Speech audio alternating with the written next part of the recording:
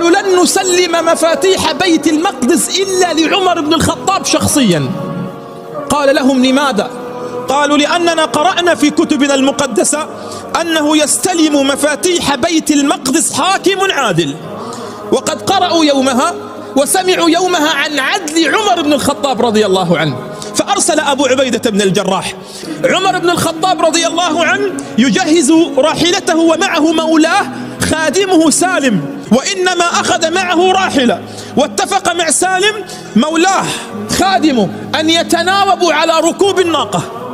مرة يركب سالم ومرة يركب أمير المؤمنين.